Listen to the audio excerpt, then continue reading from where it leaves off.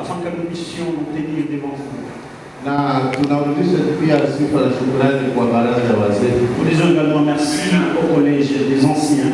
Sababu wao pia walikontribue kwa neema hii. Parce qu'eux aussi à leur tour ils ont contribué à la grâce de Dieu.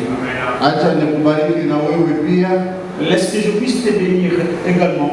Sababu kama wewe hauko hatuna kile tutafanya. Parce que si toi tu n'es pas là, nous n'allons pas faire quoi que ce soit. Hatutazungumzia viti. Nous n'allons pas parler avec les chaises. Tuna nguvu sababu uko pale. Nous avons la force parce que toi tu es là. Amen, amen. Amen.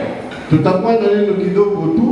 Nous aurons juste une petite parole kupitia maandiko matakatifu au travers les saintes écritures.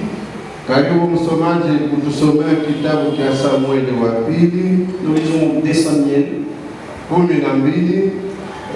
chapitre 12 kuanza pale 1 mpaka 7. Nous commençons au premier verset jusqu'au 7. Nous lisons la parole de Dieu. Wakati atakapoanza kusoma akifika ku verse ya 3, tafadhali utakaa na ataendelea kusoma.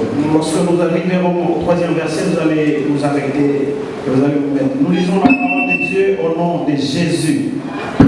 L'Éternel envoya Nathan vers David, et Nathan vint à lui et lui dit: il y avait dans une ville 2 hommes, l'un riche et l'autre pauvre. Les riches avaient des brebis et des bœufs en très grand nombre, et le pauvre n'avait rien du tout qu'une petite brebis qu'il avait achetée. Il la nourrissait et la grandissait chez lui avec ses enfants. Elle mangeait de son pain, buvait dans sa coupe, dormait sur son sein et la regardait comme sa fille. Un voyageur arriva chez l'homme riche, et le riche n'a pas voulu toucher à ses brebis ou à ses bœufs pour préparer un repas au voyageur qui était venu chez lui. Il a pris la brebis du pauvre et l'a prêtée pour l'homme qui était venu chez lui. La colère de David s'enflamma violemment contre cet homme. Et il dit à Nathan: l'Éternel est vivant, l'homme qui a fait cela mérite la mort. Et il rendra 4 brebis pour avoir commis cette action et pour avoir été sans pitié. Et Nathan dit à David: tu es cet homme-là, ainsi parle l'Éternel, le Dieu d'Israël. Je t'ai oint pour roi sur Israël, et je t'ai délivré de la main de Saül. La parole du Seigneur. Amen. Swahili. Samueli wa pili sura 12 inasema hivi: Bwana akamwambia Nathana kwa Daudi, akakuja kwake akamwambia, watu wawili walikuwa mchini mmoja. Mmoja alikuwa tajiri, mwingine alikuwa masikini. Tajiri alikuwa na kondoo na ng'ombe wengi sana, lakini masikini hakuwa na kitu ila mwana kondoo mmoja mdogo ambaye alimnunua na kumlea, na alipata nguvu pamoja naye na pamoja na watoto wake. Akakula ya chakula chake mwenyewe na kunywa toka kikombe chake mwenyewe, akalala kifuani mwake, na alikuwa kwake kama binti. Amina. Haleluya. Amen. Amen, amen. Amen. Agite ta main. Kama natingiza mkono ni kutafuta kujua kama uko pale. Si je bouge la main, je cherche à connaître si tu es présent. Nikutaka kujua kama niko naongea na mtu. Je cherche à connaître si ton attention est prêtée vers moi. Habari hii wanatusomea, L'histoire qu'on vient de nous lire, ni habari yenyewe unaijua sana. c'est l'une de l'histoire que tu maîtrises. Ulishaka kuihubiri Tu as déjà prêché cela na ulishaka sikia banaihubiri. et tu as déjà entendu prêcher de cela. Unaijua kwa makini kabisa. Tu la maîtrises parfaitement. lakini haiko neno tazungumzia leo. Mais c'est pas ce qui sera notre thème de ce jour. Kiini kia neno yetu tutakiona wakati tutaendelea. Le thème de notre sujet aujourd'hui, nous la verrons en avançant. Acha nikukumbushe hii maneno ambayo wanaongea. Laisse-moi simplement te rappeler en rapport avec l'histoire qu'on vient de nous lire. Daudi alikuwa mfalme. David était un roi. Alikuwa na watu wengi chini yake. Il avait plusieurs personnes sous sa conduction. Na alikuwa pia na jeshi. Et il avait l'armée ambayo ilikuwa na kazi ya kugombania Israeli. Qui avait pour mission de sécuriser l'intégrité d'Israël. Israeli sababu walikuwa na utajiri. Israël était riche. Nchi ya kando kando walikuwa kila wakati naivamia. Et les pays voisins cherchaient toujours à Israeli ilikuwa tayari kwa mapambano. Et voilà pourquoi l'armée israélienne était prête à attaquer chaque fois. Alafu siku moja, alors un jour, askari wakaenda kwenye mapambano. L'armée est allée à l'attaque, à l'offensive. Ile siku kwa bahati mbaya mfalme Daudi hakwenda nao. Et ce jour-là, par malheur, David n'avait pas accompagné son armée. Alipobaki nyumbani, le temps qu'il était resté, siku moja fulani akaipenda kujitembeza juu ya nyumba. Un jour, il a cherché se distraire autour de son balcon. Ni huko alienda kustukia na akaona mke wa Uria alianza kukoga. Et c'est là qu'il a été surpris en voyant la femme d'Uri qui s'est lavée dans une douche. Et le diable l'avait visité et l'envie de faire le mal était dans son chef. Sans pour autant comprendre qu'il avait plusieurs femmes. Et sans pour autant comprendre qu'il pouvait se satisfaire avec la quantité qu'il détenait. Et il est arrivé à faire venir la femme d'Uri. Il est mort. Et les choses se passaient de la sorte. Malheur à lui. La femme était enceinte. Amen, amen. Amen. Amen, amen. Amen. Et la femme était tombée enceinte. Sans pour autant faire comprendre à David qu'elle était déjà enceinte. Et les stratégies ont commencé. Comme d'habitude, de plusieurs hommes ou soit les jeunes, lorsqu'ils sont en union avec une femme,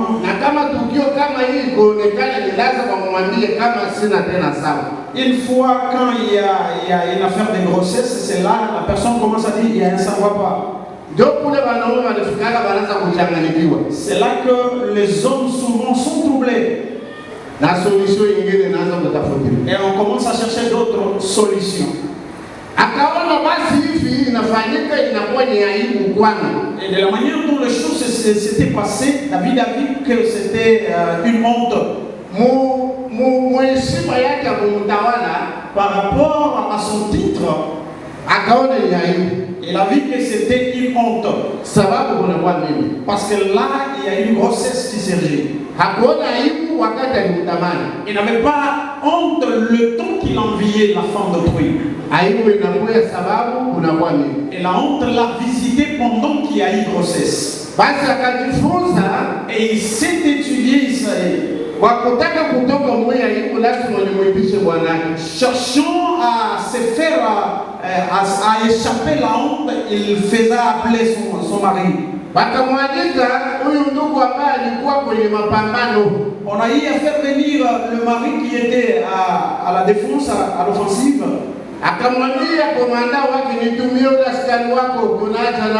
Et il a dit à son commandant de lui envoyer les militaires qui étaient. Et notre travail, c'est répondre carrément à vos ordres. Et on dit aux militaires, on t'a rappelé, tu n'as qu'à rentrer, nous continuons la guerre. Wakati aliporudi, Et pendant qu'il est rentré, mfalme akamreserve akili moja ya nguvu sana ya kilo. le roi lui avait réservé un bon accueil.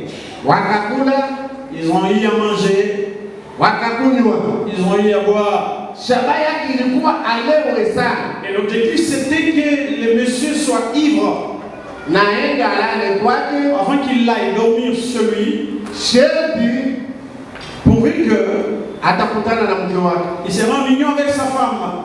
Na batamuvika bule buzitu. Et là on dira que la grossesse appartient à son mari. Sa wakati alikuyana ndio wakati mimba iliingia. Le temps que le monsieur est revenu chez lui à la maison, c'est là qu'il y a eu la grossesse. Alisahau kama katika Israeli kulikuwa sheria.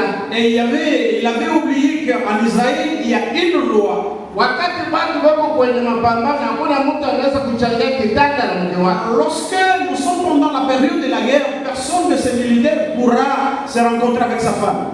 Basi magharibi ikapoendelea, Et le temps, la nuit est arrivée, akamwambia unaweza kwenda kwako upumzike. il donna l'ordre à son militaire de rentrer chez lui à la maison et dormir. Yule kijana akajua kama bangali kwenye mapambano. Et les militaires incarnaient déjà la discipline de dire nous sommes en guerre.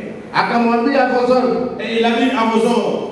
akafikiri kama anaenda kwake kunyumba. Et le monsieur pensait que lorsqu'il rentrera chez lui à la maison, Akakuya kuko wale wafanyakazi weko kugarde na yeye akalala. et il arrive à la garde ensemble avec ses amis, il passe nuit là-bas. Yeye Daudi akaona kama golo inaingia. Et David, on sait que le but est marqué. Unamuka busubuhi, Il se réveille le matin, akauliza wenzake, il pose la question à ses amis. mwenzenu mlimpeleka kule kwake? Est-ce que vous avez eu à ramener votre ami qui venait de la guerre sur la maison? Et le chef répond en disant que le monsieur a refusé. La première résolution n'est pas séance avec vous. Sababu ni kwamba wenzangu wako kwenye mapambano, siwezi kwenda kwangu kunywa. Parce qu'il incarne cette discipline en disant que mes amis sont en guerre, je ne sais pas rentrer chez moi à la maison. Amen, amen. Amen, amen. Amen. Mfalme akaona anaibika sasa. Le roi était troublé. Stratégie ingine. Et la deuxième stratégie ya Sergi akaandika document. Il a eu à écrire un document. Mukano yopesa na commandant yo. Prends cette lettre, va ramener à ton commandant. Ndani ya ile barua mulikuwa instruction. Et dans cette correspondance, il y avait une instruction. Place de monsieur à la ligne de front. Mukamate ndugu huyu na mweke mbele ya mapambano zote. Donc akamwambia amweke kwenye namba ya kwanza ya mapambano. Il a été instruit qu'il soit devant tout le monde. Sababu huku Mungu anaweza kusaidia na anaweza patikana na akufe. Parce qu'à l'offensive, Dieu peut venir en aide afin qu'il soit bité. Na sitakuwa tena na problème. Et là, je n'aurai pas de problème. Na ndio vile ilifanyika. Et c'est de cette manière que les choses se sont passées. Uria akakufa. Et Uri était décédé. Mungu et Dieu, Mungu wa mbinguni, le Dieu des cieux, hakuona kile kitendo sawasawa, n'a pas accepté cette action-là. Akaona kama Daudi anafanya makosa sana. Dieu a dit que David a commis une bêtise, un forfait. Wewe ulikuwa na wanawake wengi. Toi, tu avais plusieurs femmes. Kwa nini unaanza tena kuvamia ule wakati Pourquoi tu as eu à ravir? Fasiria hivi. Dieu est en train d'expliciter de la manière dont il aime David. Hata kama angelipenda tena kuwa na zaidi ya mali alikuwa nayo yeye Mungu angelipenda. Même si David pouvait aller au-delà du nombre qu'il détenait, Dieu pouvait l'accepter. Voilà pourquoi Dieu a eu à inviter Nathan afin de l'envoyer chez David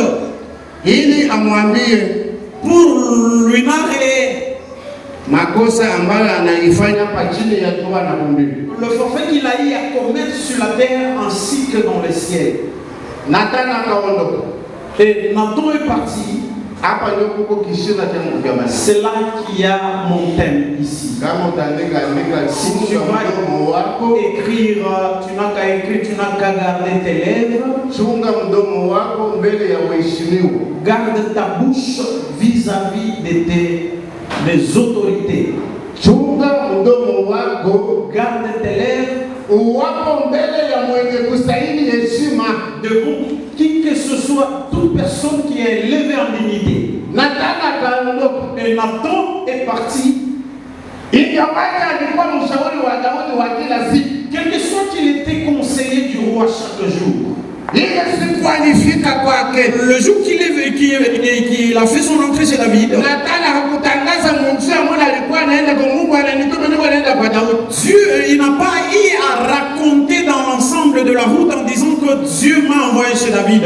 Hakuambia marafiki wake kama maneno niko naenda ndani hivi tendo wenyewe mimi tunafanya wenyewe walitupatia kama watawala. Moins encore raconter à ses amis que lorsque je pars chez David, c'est à cause de tel problème et tel problème.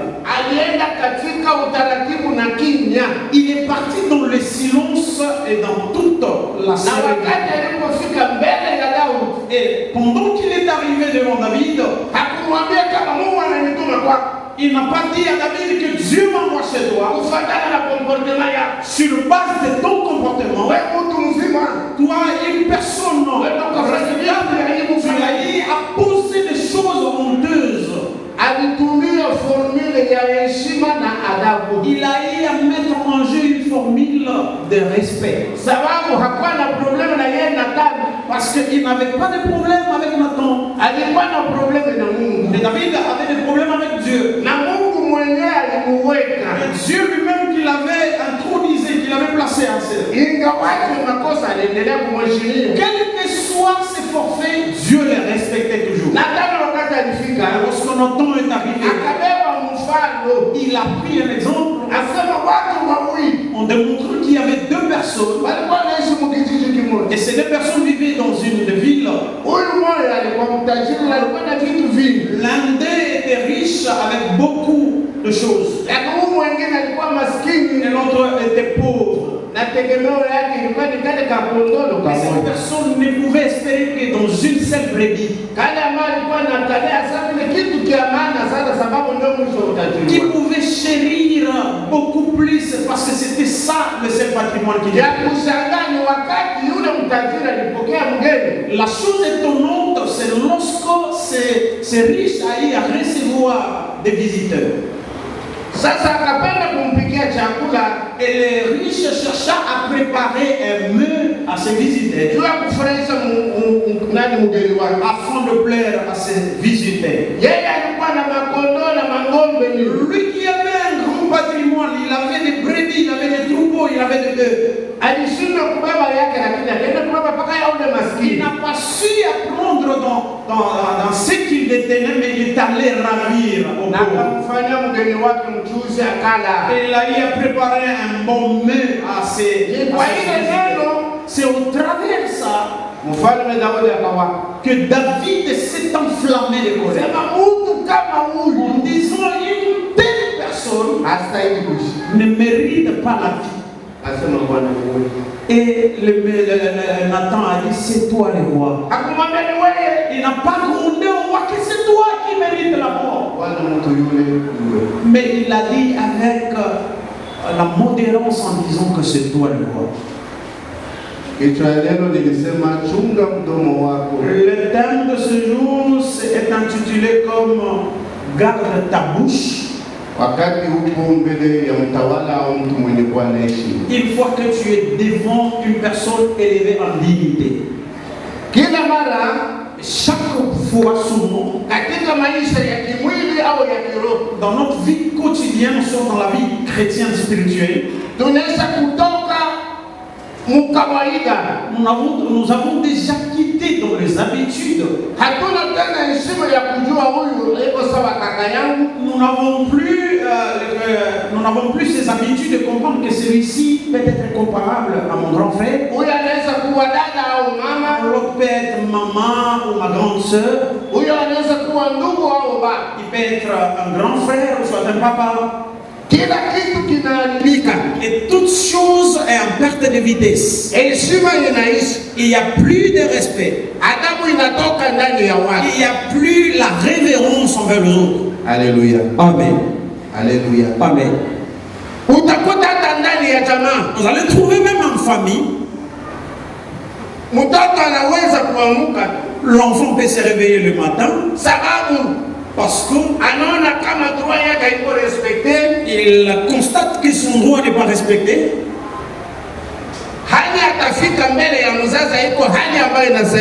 La manière dont l'enfant peut se pointer devant le parent, ça ne démontre pas qu'on est enfant.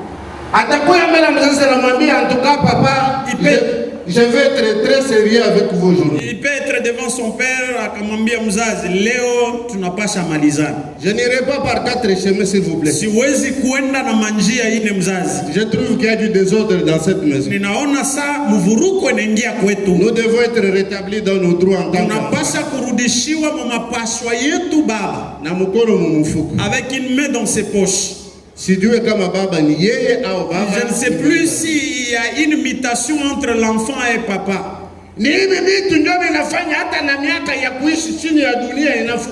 sont ces choses qui font en sorte que même vivre sur la terre, on ne sait plus aller au-delà des années.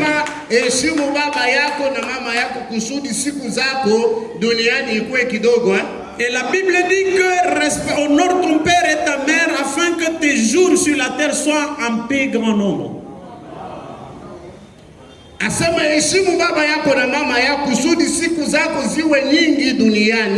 honore ton père et ta mère afin que tes jours soient longs sur la terre de vivants. Devant même nos chefs, nous devons quand même avoir du respect envers nos chefs. De la manière dont je suis ici, je suis un capitaine. Mon chef, c'est le général. Au même moment, Mon Samoya qui peut m'appeler. Même si je faisais quoi? C'est au téléphone là, j'ai dit à vos ordres, mon général. Exécution sans faille. L'exécution kutenda bila kushindwa. Ça veut dire, par rapport aux échelons qui tendent mon grade jusqu'à arriver au général, il y a le major, le colonel, le lieutenant-colonel. Le colonel, etc. Mais si vous regardez l'écart qui est là-bas, même si je suis en civil, le temps que je me pointe devant lui, je dois démontrer comment lui me dépasse. Kusimama kwangu na kufunga miguu ni lazima kilato kisikilike kama niko mbele ya mwenye kutenir et la manière dont je vais faire mon salut, ça doit se faire comprendre que il est devant moi. Kilato kitasikilika et mon soulier ici doit être tapé. Sababu niko mbele ya mwenye kunizidi. Parce que je suis devant un chef. Ile ndio kawaida ya kimwili. Ça c'est dans la chair. Maintenant, ici à l'église, nous avons des chrétiens, nous avons des diacres, nous avons des anciens, nous avons des pasteurs paroissiens, nous avons des pasteurs sectionnaires, nous avons des révérends. Il y a même au-dessus d'eux les présidents de district. Après là-bas, il faudrait que les gens comprennent que celui-ci c'est un diacre. Et que les fidèles comprennent que celui-ci c'est un diacre qui me dépasse. Et leur façon de changer ou de converser doit faire comprendre aux gens que ça c'est les échelons qui commencent.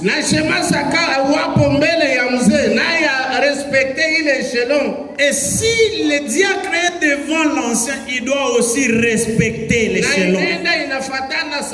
Et c'est perpétuel. Un jour, je vis ici. Un bien-aimé qui entre, Le diacre qui le reçoit.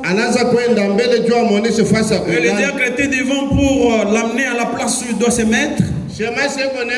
Le diacre en avance. Et le chrétien a déjà récupéré son siège. Il a mis même un pied sur l'autre. Et le diacre lui dit, bien-aimé, quitte là-bas, mets-toi ici. Et les fidèles qui répondent, toi tu ne vois pas que ça c'est aussi une place comme celui-là. Amen, amen. Amen. Amen, amen. Amen. Les choses pareilles, ce sont ces choses qui démontrent la petitesse, l'enfanterie. C'est ce qui démontre que nous ne sommes pas encore chrétiens, nous sommes encore païens. Nathan, le temps qu'il s'est pointé devant David, quel que soit, il était son conseiller de chaque jour. Il a continué à démontrer sa révérence.